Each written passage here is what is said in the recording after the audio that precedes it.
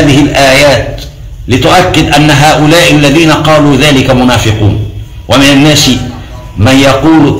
الناس من يعجبك قوله في الحياة الدنيا ويشهد الله على ما في قلبه وهو ألد الخصام، إنهم ألد الناس عداوة للإسلام والمسلمين ولو زعموا أنهم يبحثون عن مصلحة المسلمين. وكم من الحكام الفاسدين في بلادنا وعالمنا العربي على هذا النمط، والقرآن يكشف هذه الأمراض إلى يوم الدين. بس كده؟ لا، ده ويأكد كمان إن اللي تعبوا دول واستشهدوا لهم أجرهم عند ربهم بمرضات المفتوحة. ومن الناس من يشري نفسه ابتغاء مرضات الله والله رؤوف بالعباد. هذا ما ذكره ابن عباس في فقهه، وكلماته نحتاجها اليوم للرد على المشايخ الهزء اللي طلعوا يشمتوا في غزة وأهلها. وطالع واحد للأسف كان من الناس المجتهدين في الوعظ والدعوة، وراجل كان ما شاء الله مش هذكر اسمه، وبعد كده في الآخر يطلع يقول أنا لعنة الله عليهم، أنا اتبرى منهم. ايه يا عم اتبرى منهم ايه؟ وربنا جعلك حاكم على المسلمين؟ وربنا جعلك فرازة لمين يخش الجنة ومين يخش النار؟ يا عم الله يهديك اسكت. ده انت هربان وقاعد في حتة تانية وقاعد في نعيم وبتاكل تشرب وعندك ايه عيب.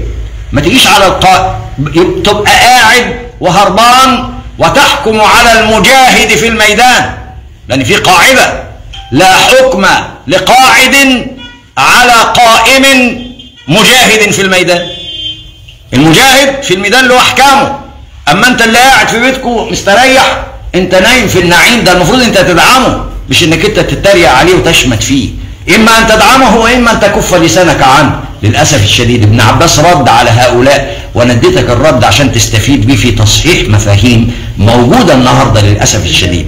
ونزل هذا قول الله تبارك وتعالى في الايه الكريمه في صهيب، كما ورد ايضا ان صهيب عندما اسلم كان بعد 130 واحد، وكان روميا يعني مواليد اوروبا، يعني الراجل كان عايش في اوروبا ومواليد اوروبا، لكن لما علم بالاسلام قال ما ادور على الاسلام واشوف ما اسمع من محمد. وهو في الطريق، وكان النبي في ذلك الوقت في دار الارقم ابن ابي الارقم.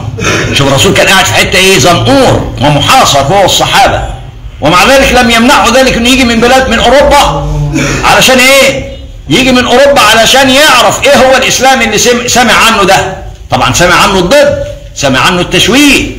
فلما اروح وهو رايح الى دار الارقم لقى مين قصاد منه؟ لقى عمار بن ياسر، فسلم عليه قال له انا فلان الفلاني صهيب الرومي، هل يا ترى ممكن نسمع من محمد؟ قال له تعال، ده انا رايح له عشان اسمع منه انا راخر. فاخذ بيده. شوف اللي راح الخطوه. عشان كده ابهاتنا كانوا يقول لك ايه؟ الحركه بركه. انزل اتحرك، ربنا يفتح لك الباب. انزل روح للاستاذ، الاستاذ هيعلمك. انزل وروح صلي الجماعه، ربنا هيفتح عليك وهتاخد الثواب الاكبر. لكن ما تكسلش، كل ما بتكسل كل ما بتنقص. فخلي عندك الجرأة، خلي عندك الاستعداد، خلي عندك المبادرة، خلي عندك الخطوة الأولى.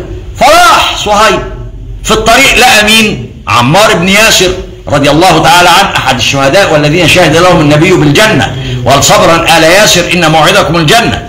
قال له وأنا رايح لآخر أسمع منه. فدخل معا. يا سلام، شوف الصحبة المؤمنة، ده لسه من البداية مسلم. فسمع من رسول الله صلى الله عليه وسلم وسط المسلمين 130 واحد القرآن الكريم، فما كان منه إلا أن قال مد يدك أبايعك على الإسلام يا رسول الله. فبايع رسول الله وشهد أن لا إله إلا الله شهادة الحق سيدنا صهيب. وبعدين إيه كمان؟ الرسول يديله جايزة تكريم، شهادة تكريم، زي ما ادى عمار بن ياسر قال صبرا آل ياسر لما عذبوا بسبب إسلامهم إن موعدكم الجنة. ادى شهادة لصهيب بنفسه. تعرف قال له إيه؟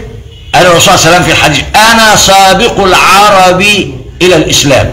الرسول صلى الله عليه وسلم أول المسلمين، ما تصلوا عليه صلى الله عليه وسلم.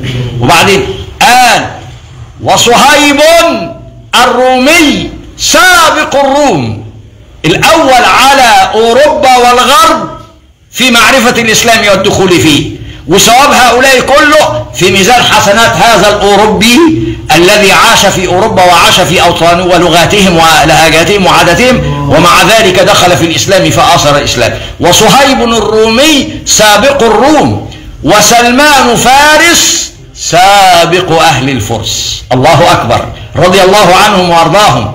هذا هو صهيب الرومي الذي نزلت فيه الآية تكرمه بمرضات مفتوحة، كما قال الله تعالى: ومن الناس من يشري نفسه ابتغاء مرضات الله والله رؤوف بالعباد. لما هاجر الرسول صلى الله عليه وسلم إلى المدينة صلى الله عليه وسلم، خرج صهيب بماله، خرج بكل ما يملك حتى يلحق برسول الله صلى الله عليه وسلم. فلاحقه المشركون قالوا: لا لا لا، انت رايح فين؟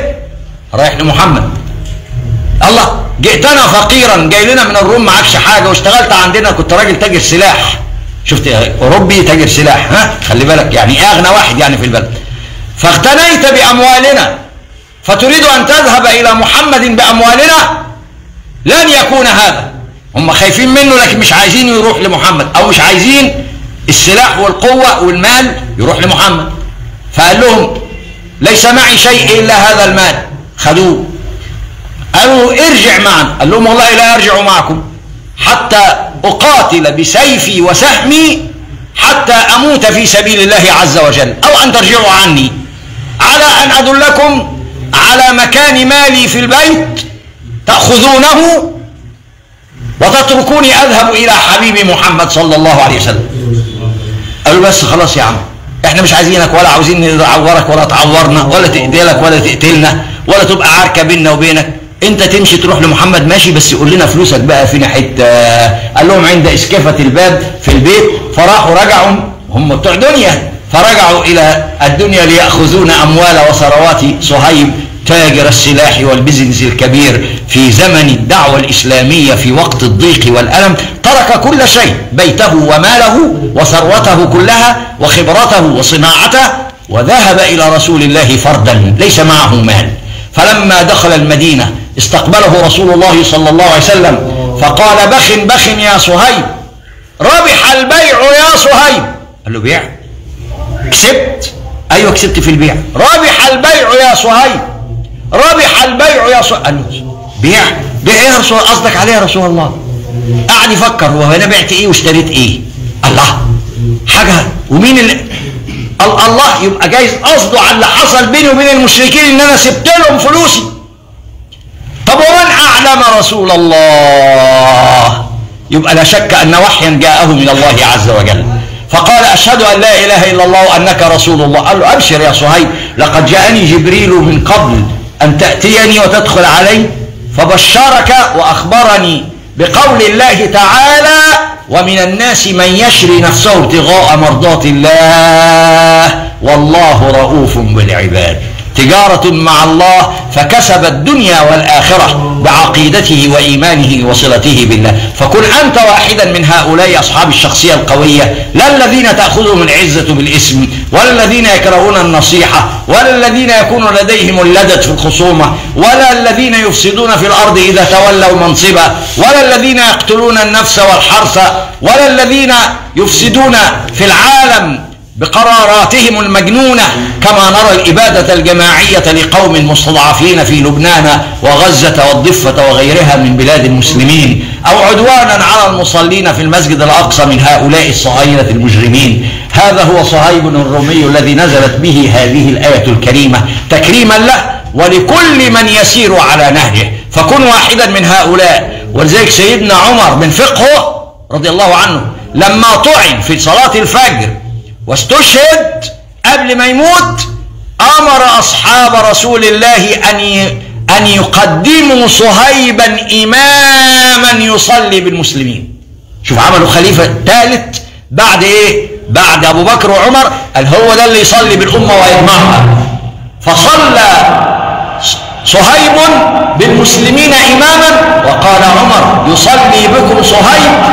وجعل لهم 6 من علماء الصحابة وكبارهم، قال: هؤلاء ال6 تختارون من بينهم من يتولى أمر المسلمين، لأنه لا يحل للمسلمين أن يكونوا بلا قائد، فمن مات